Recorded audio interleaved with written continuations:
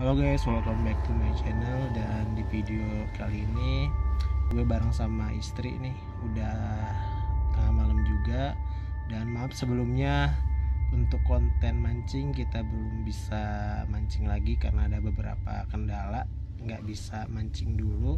Dan di konten kali ini kita mau sharing aja cerita-cerita yang pengalaman yang waktu pernah kita alamin yang lumayan cukup horor lah.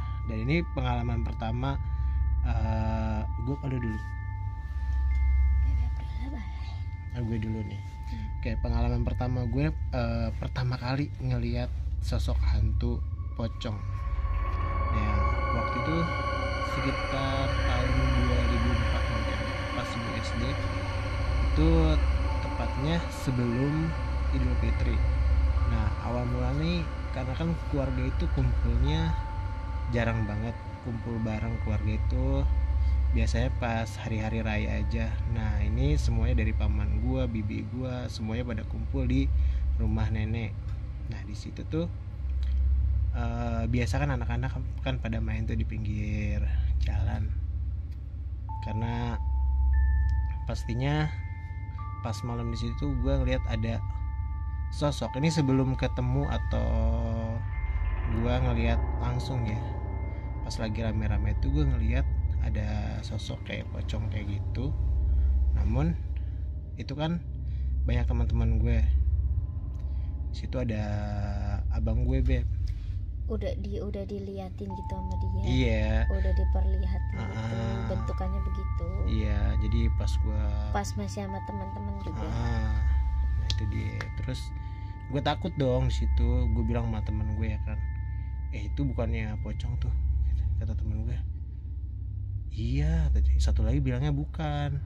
Nah, di situ abang gue ngeliat tuh, Beb. Maksudnya ngeliat juga, cuman kalau kata abang gue sih itu bukan pocong. Itu gue ngeliat tuh, terus gue bilang ke abang gue, itu bukannya pocong tuh, gitu. Tapi abang gue dia nggak percaya gitu, positif gitu. Nah, dia disamperin lah. Yang kata abang, bukan, itu bukan pocong, itu mah pohon pisang, kata dia. Ya udahlah tuh, gue takut itu. Gue takut kan, gue nggak mau dipegang sama dia, tangan gue tuh ditarik-tarik, suruh disamperin, gue nggak mau. Dan dipaksa tuh gue ditarik-tarik tangan gue ya kan sama abang gue.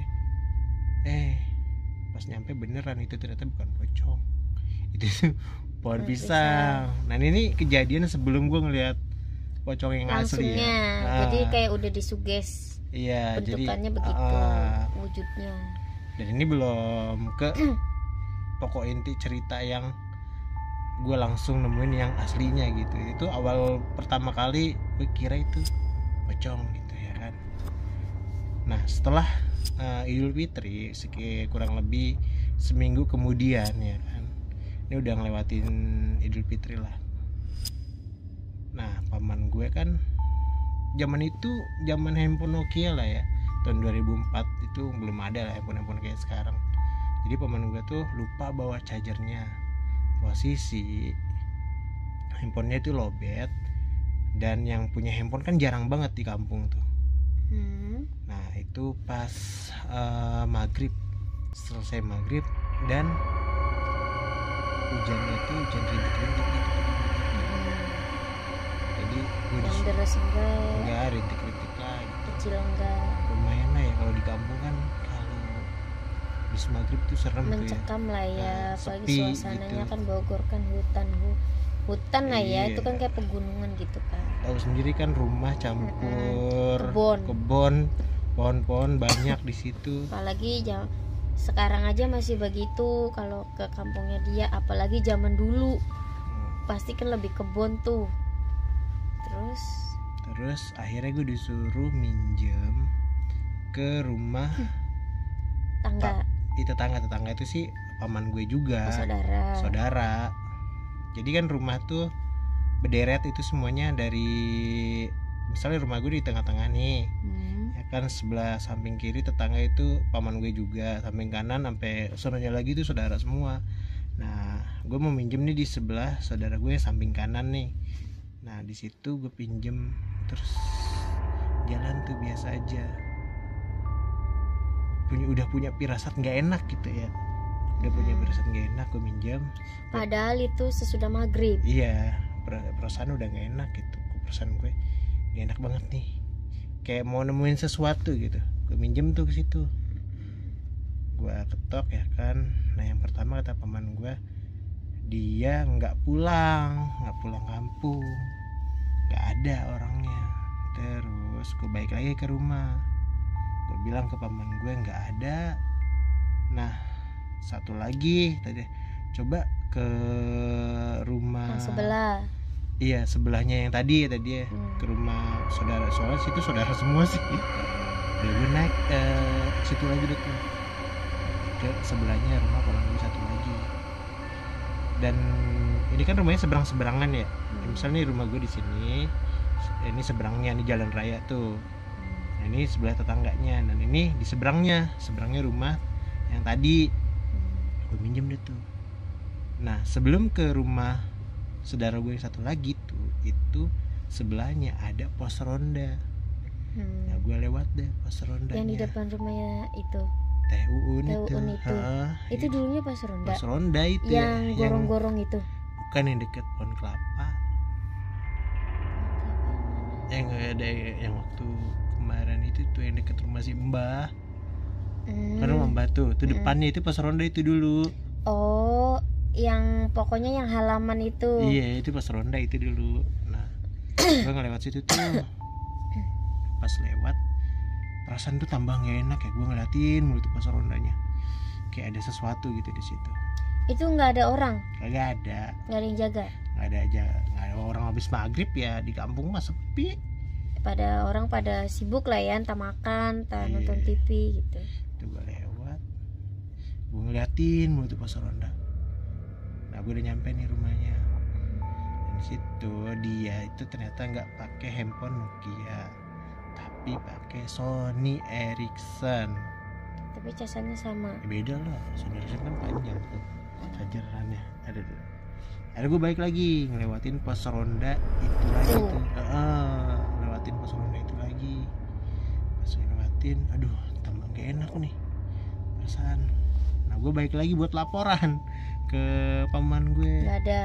Bang Mang, teu aya atau nggak ada ininya charger Nokia-nya, pakainya dia pakai charger Sony gitu ya kan. Nah kata paman gue, ya udah minjem ke Mang Sidik gitu ya. Nah itu agak lumayan jauh lagi rumahnya. Nah ya udahlah, terakhir lah mungkin lah ini ya. Ada. Pas gue naik nih, bukan, pas gue keluar rumah itu posisi nggak dikunci ya, nggak dikunci.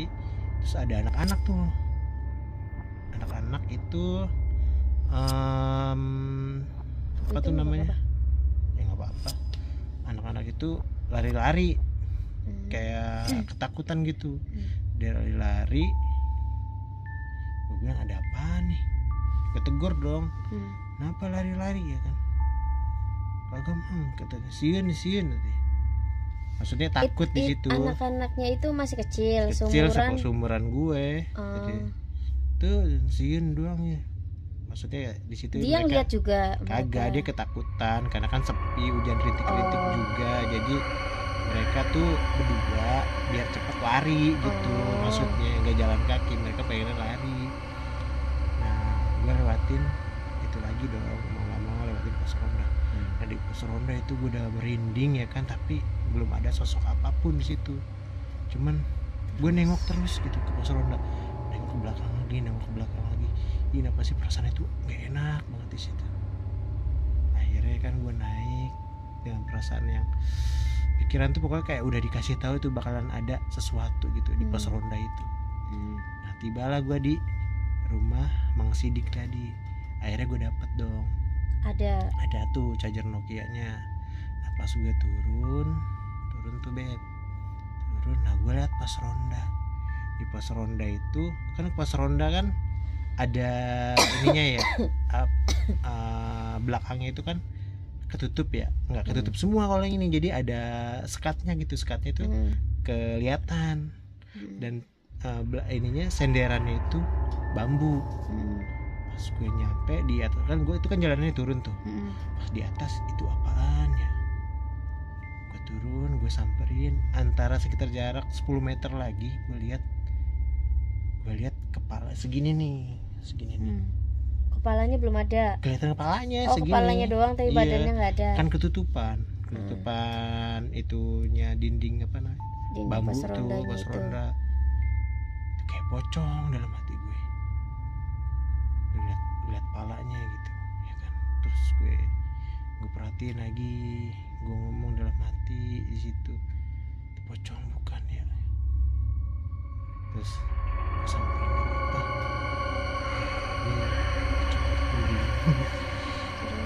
terus gue inget lagi kata itu istri suaminya paman gue tuh yang sering banget ketemu hal-hal yang kayak gitu ya kan.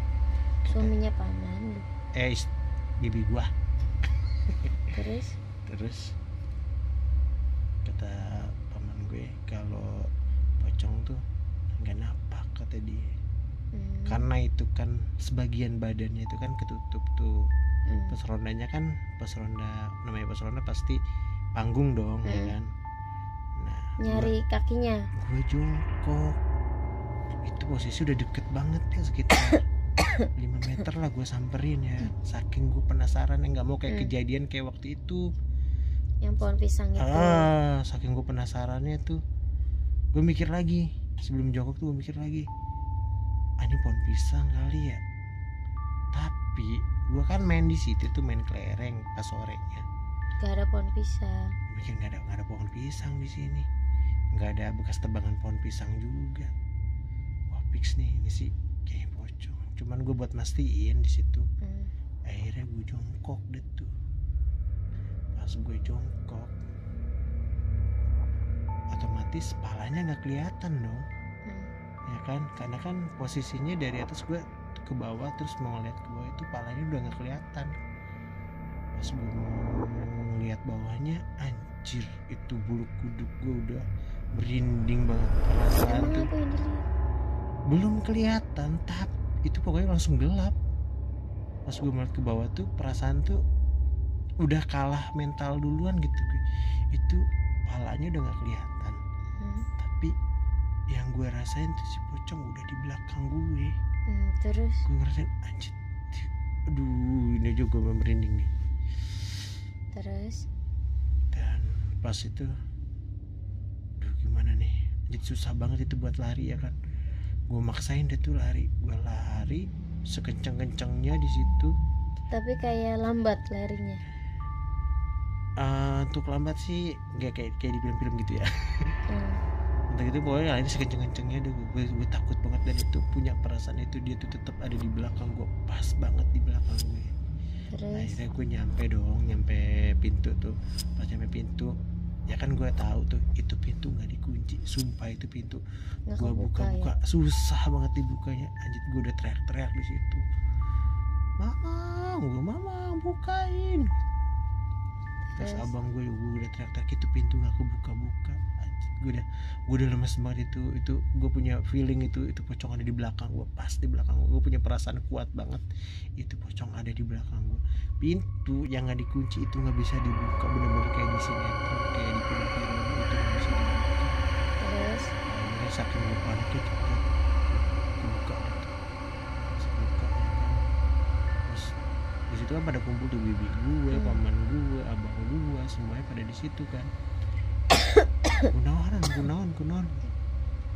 Maksudnya di sini kenapa ya, Nah, itu ayo pocong di pos ronda. Itu ada pocong di pos ronda. Abang gue di situ. Karena kejadian yang pertama itu dia nggak percaya tuh sama gue. Yaudah sana ayo samperin. Gue bilang, gua nggak mau. Embung. Nu ieu mah asli. Nges disamperkan, maksudnya ini tuh asli. Udah disamperin, udah dipastiin. Gue nggak mau, tetap gue kekeh nggak mau ke situ. Gue nggak mau sama sekali. Karena gue udah samperin langsung dan itu beneran pocong. Terus abang lu nyamperin? Kagak, gue nggak mau. Dia mintanya mau ditemenin sama gue juga. Dan gue nggak mau lah. orang tuh bener-beneran pocong. Jadinya nggak disamperin. Nggak disamperin. Dan di situ tuh saya tuh buset deh, parah banget tuh perasaan gitu, pocong tuh bener-bener kayak di belakang gue. Itu kayak gimana sih, kayak lu punya apa namanya, hal yang lu takutin, terus ada seseorang, lu takut mau ketemu seseorang gitu, dan orang itu pas banget di belakang lu gitu, dan lu mau ngindarnya itu, aduh dia di belakang gue, punya perasaan kayak gitulah. Itu pintu yang nggak dikunci, susah banget dibuka, lu buka itu nggak bisa dibuka. Aduh, ada kali 1 menit lebih itu baru gue sampai teriak-teriak depan pintu di rumah itu, di teras buat buka pintu pertama itu susah banget. Aduh, parah banget itu pertama kali tuh gue ngerasain hal yang bikin gue takut, dan pertama kali gue hantu itu pertama kali. Kalau yang lain-lainnya gue masih banyak cerita lainnya, pengalaman pribadi sendiri ya. Yang ini tuh banyak banget lah cerita-cerita atau pengalaman gue sendiri. Kalau di kampung gue itu banyak hal yang kayak gitu. Cuman untuk yang penampakan baru kali ini gue melihat langsung, dan gue samperin saking penasarannya, karena kan yang pengalaman pertama kan itu kayak gedebong pisang ya. Ternyata itu memang gedebong pisang. Pas paginya ya gue samperin dia, kalau yang ini yang di pos ronda itu beneran real. Dan nggak ada gedebok gedebok pisang juga yang ditaruh di situ kan? Nggak ada gedebok pisang, nggak ada pohon pisang di situ. Karena kan gue main. Itu kan pos ronda.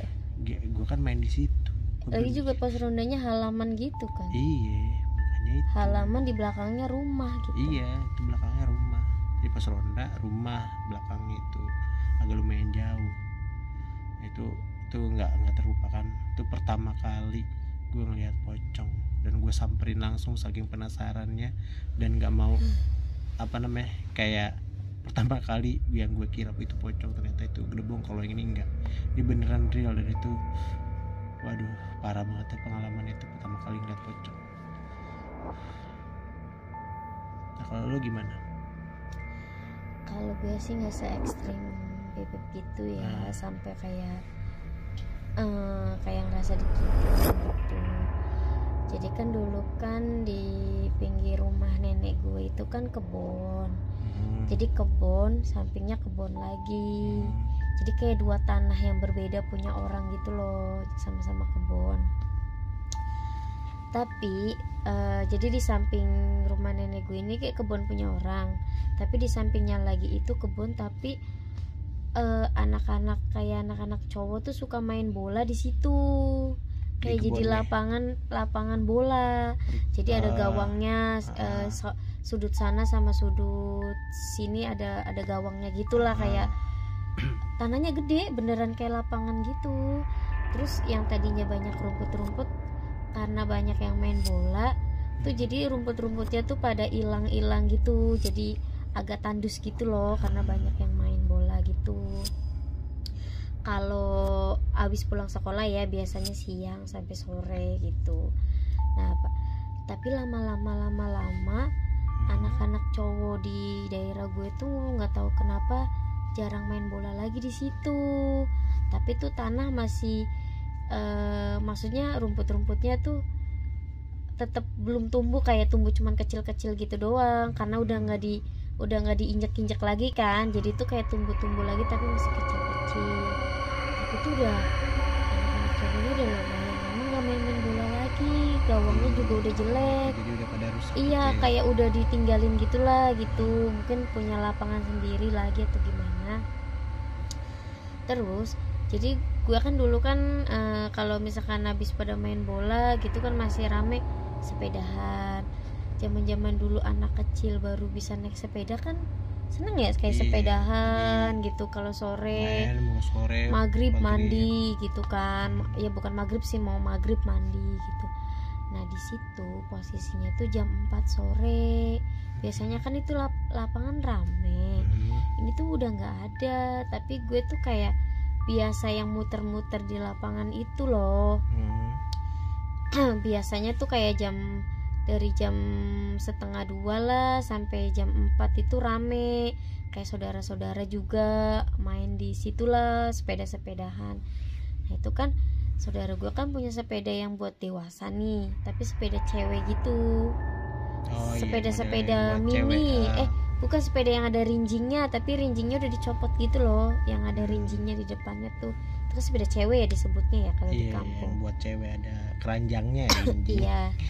Iya di kampung gue iya keranjang sih. Nah jadi itu pokoknya sepedanya tuh ya rinjingnya udah nggak ada, udah polosan lah. Jadi lepas. Boncengannya juga udah nggak ada gitu. Iya udah tinggal ya tuh sepeda kayak biasa lah gitu. Nah itu tuh posisinya SD tapi lupa ya kelas berapa. Tapi tuh naik sepeda itu kakinya tuh belum nyampe. Jadi tuh kalau naik tuh nanti jengit ke kiri, jengit ke kanan, jadi biar nyampe gitu kakinya ke pedalnya.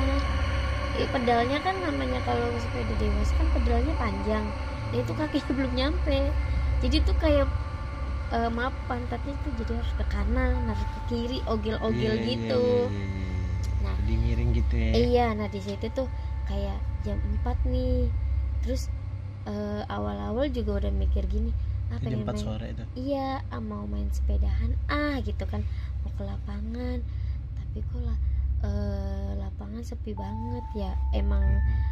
Maksudnya emang saudara-saudara kita juga kalau udah jam 4 itu udah nggak ke situ gitu, serem gitu kalau udah maghrib kan, namanya di kampung ya, kalau udah menjelang maghrib gitu kan nggak apa-apa lah bentaran doang kan, namanya anak kecil kan lagi seneng-senengnya lah ya, lagi senengnya bisa naik sepeda gitu. Apalagi baru bisa tuh.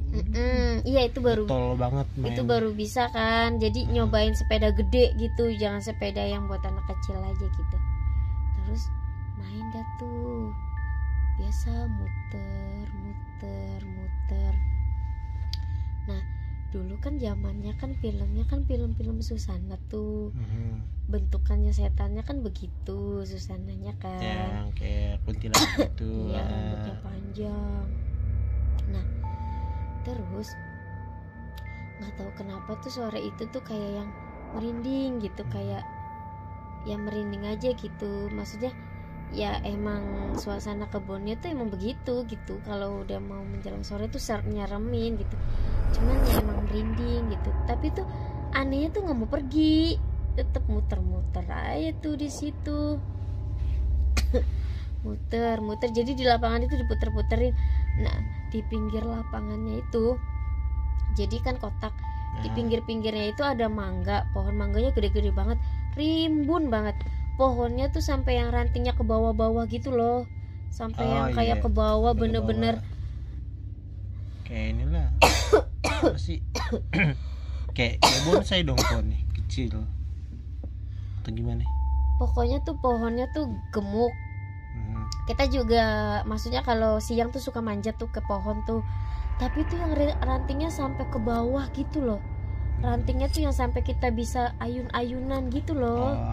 Pokoknya rimbun banget, namanya pohon mangga yang udah tua yang rimbun, dan semua pohon di sampingnya tuh begitu. Semuanya rimbun, nggak ada yang kecil gitu, nggak ada. Ini juga batangnya juga bener-bener batang pohonnya tuh yang gemuk gitu loh, bener-bener gemuk. Terus cabangnya sampai yang udah banyak gitu kan pokoknya. Nanti pohonnya itu kan lapangannya begini, ada sebelah kiri nih sama kanan nih. Nah dia di sebelah kanan, jadi tuh pohonnya emang sama yang punya tanah mungkin dikasih pojok sini satu, jadi ada 6 nih, tapi tuh sama ininya sama sejajar gitu. Di pohon sebelah kanan yang di tengah, yang di tengahnya, yang di tengah tapi yang sebelah kanan. Nah itu kan lagi muter. Terus kira-kira jam berapa tuh? Ya mau 4:30 kali kan ke situ, jam 4-an. Iya sore ya kan ke situ jam 4-an, namanya muter-muter kan paling ya udah setengah jam atau 15 menit, gue juga nggak tahu kan, namanya naik sepeda muter-muter, cuman lapangan sepetak gitu doang kan, waktunya nggak lama kan. Tapi emang udah agak lama sih. Ini juga sinar mataharinya udah kuning banget gitu loh, udah kalau diinget-inget tuh udah kuning lah, udah mau ke bawah kali, udah mau ke barat gitu maksudnya. Terus ini kayak aduh, posisinya tuh kayak nyeremin, tapi tuh nggak tahu kenapa nggak mau pergi kan. Terus kayak nunduk, ngedengak lagi kan, karena kan pedalnya kan kepanjangan gitu, terus badan kan gini, terus iya ya. jadi nunduk ke ini lagi, ke jalan, ngeliat jalan lagi gitu. Tiba-tiba di pohon yang ini emang kan rindang banget sampai ke bawah tuh, ngelihat sosok yang itu yang kayak di film-film itu duduk lah, ngeliatin, duduknya di ranting pohon yang ngediot ke bawah itu kan. Ininya kan pohonnya ke bawah tuh, sampai buah-buahnya juga ngegerantul-gerantul kan, buah mangga kan, apalagi itu harum manis loh mangganya loh, itu semuanya harum manis pohon mangganya. Tapi yang sebelah sini ada sih namanya mangga apa tuh yang orang Cina suka tuh, yang bulat dah tuh. Nah kalau yang sebelah sini harum manis semua. Itu dia bener-bener duduk yang kalau manusia asli tuh bakalan patah gitu, atau enggak ininya tuh ke bawah gitu. Kalau kita kan juga suka ini kan, apa kayak ayun-ayunan kan pasti ke bawah, kena bebannya lah iya gitu. Itu mah enggak, kayak daunnya ya maksudnya tetap segitu, enggak yang rantingnya juga enggak yang ke bawah gitu.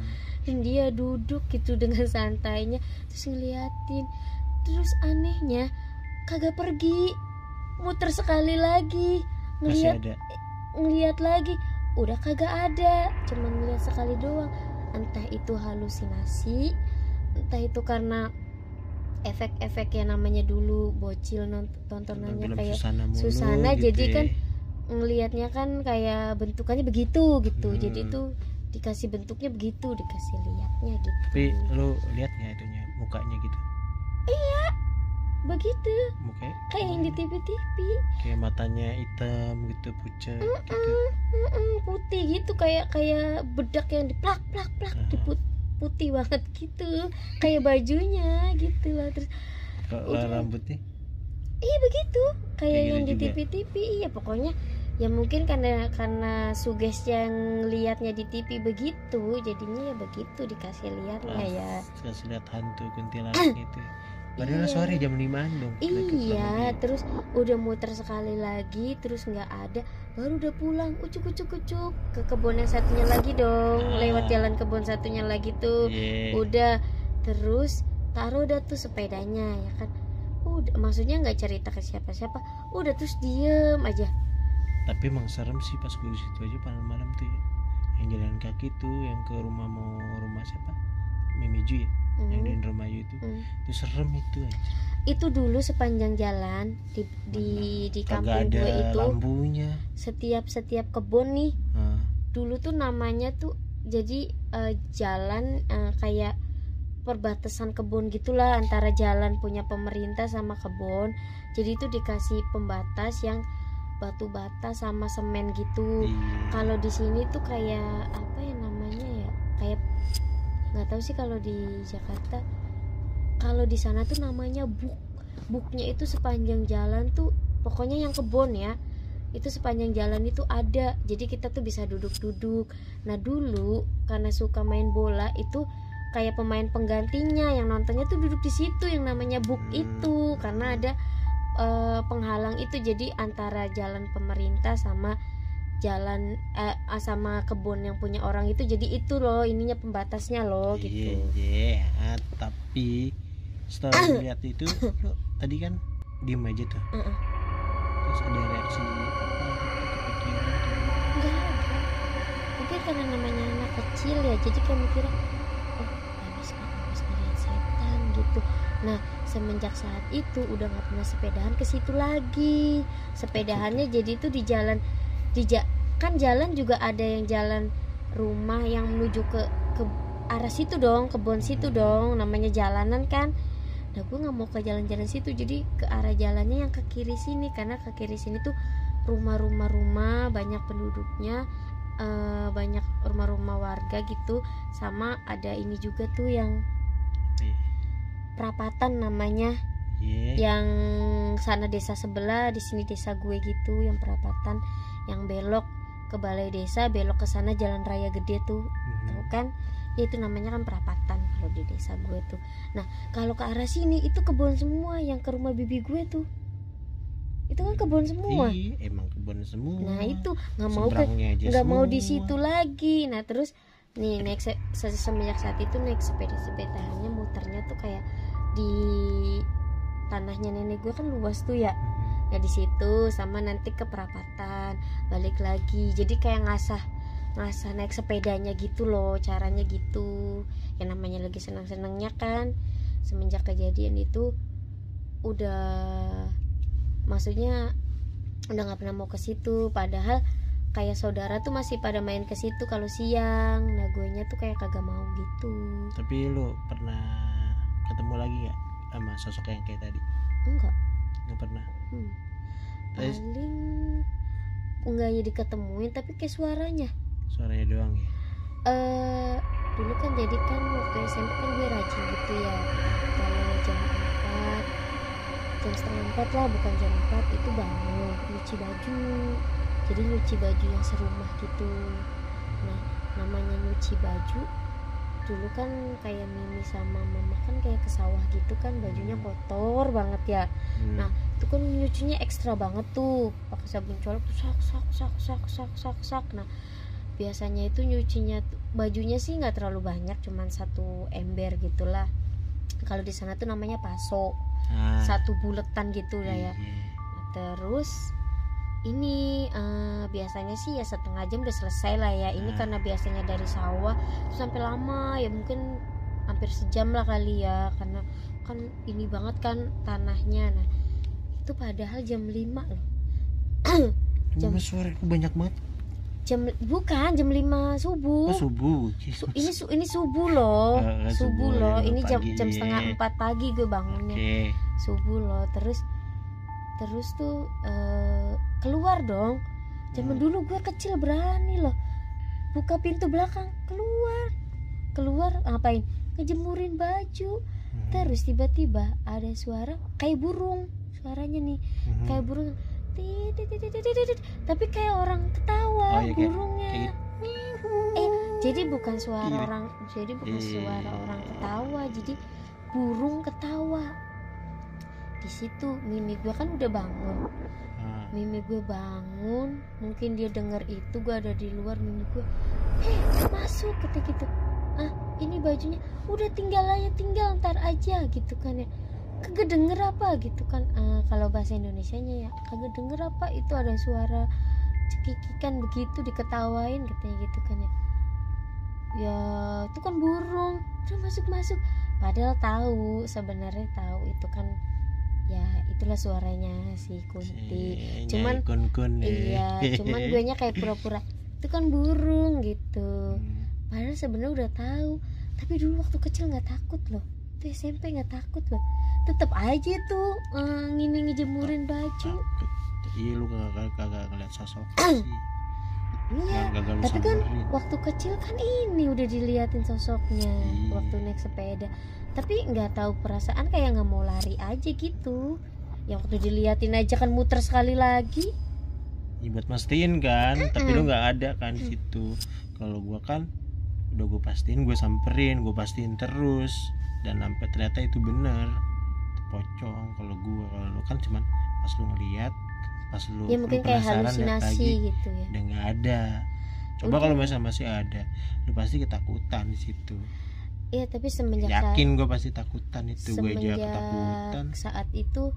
Ini tahu, jadi kalau udah selesai nyuci nih, dijemurnya nih, ya nanti Mimi gue berangkat sekolah dong.